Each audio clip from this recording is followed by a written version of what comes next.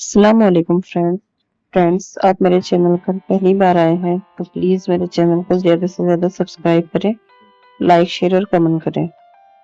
आज मैं आप लोगों को कुछ हकीकत बताने जा रहा हूँ जो बक्सर जिला के एक गांव में हुआ था। वहां पर एक परिवार था जिसमें रौनक नाम का लड़का अपने माँ बाप एवं भाई बहन के साथ रहता था।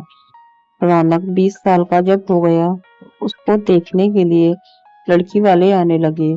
कुछ दिन बीत गए, तभी रौनक को एक लड़की की फोटो अच्छी लगी। उसने अपनी माँ को बोला, माँ मैं इसी से शादी करूंगा। और बोलता भी क्यों नहीं, हर लड़के की ख्वाहिश होती है कि उसकी औरत सुंदर और संस्कारी हो, ताकि किसी के सामने ले जाने से उसका मान भी बढ़े। उसकी माँ ने बोला, ठीक है बेटा, तुम्हारी शादी मैं इसी से करवाऊंगी। और लड़की के पिता को हाँ बोल दिया।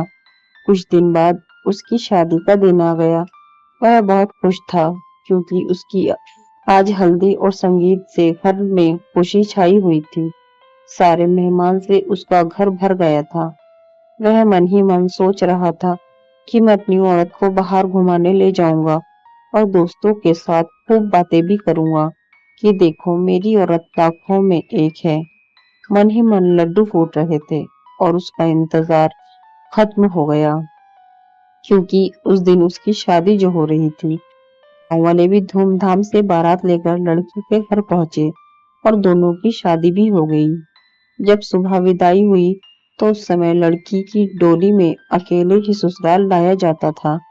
चार कहार डोली को उठाते उठाते थक गए थे। वे बेचारे सोचे कि कहीं पेड़ दिखे तो डोली उसके नीचे रख देंगे, तो थोड़ी देर आराम करके फिर आगे बढ़ेंगे। और आम का पेड़ तभी दिख गया। वह लोग डोली को रखकर पानी पीने लगे और बोले कि बहू, अगर आपको भी प्यास लगी हो तो पानी पी लो। बहू ने कुछ नहीं बोला और चारों की थोड़ी सी आंख लग गई। तभी उस पेड़ की चुड़ैल नीचे उतरी और दुल्हन को मारकर उसके अंदर आ गई और डोली में बैठ गई। क्योंकि दोपहर का समय था, थोड़ी देर बाद वह अपने ससुराल आ गई। लोग चार होने के बाद जब रात हुई तो रौनक अपने कमरे में गया। जब वह अपने बिस्तर पर बैठकर दुल्हन से बातें कर रहा था, तभी उसे जोर से प्यास लगी। उसने कहा, मैं पानी पीकर आता हूँ। दुल्हन ने बोला, आप बैठो, मैं पानी दे रही हूँ। इतना कहकर उसने अपना हाथ लंबा करके कुएं से पानी निकाल कर उसको दे दिया। इतना देखते ही रौनक जमीन पर भद से गिर गया और बेहोश हो गया।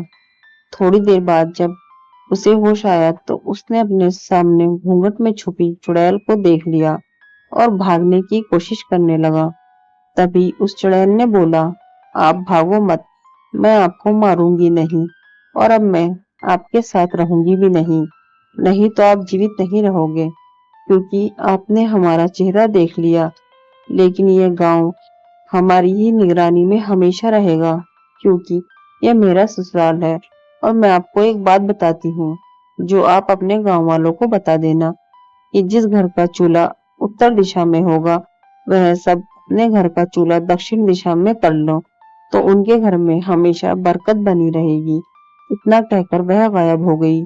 शास्त्रों के हिसाब से माना जाता है कि दक्षिण में अक्सर भूत प्रेत निवास करते हैं, लेकिन ऐसा करने से आज भी उस गांव के में कभी भूखमरी या फिर कोई बीमारी जल्दी नहीं आती। वहां पर सब हंसी खुशी रहते हैं। फ्रेंड्स, आपको मेरी कहानी पसंद आई हो तो प्लीज मेरे चैनल को ज्यादा से ज्यादा सब्सक्राइब करें, लाइक शेयर और कमेंट करें। शुक्रिया। अल्लाह हाफिज।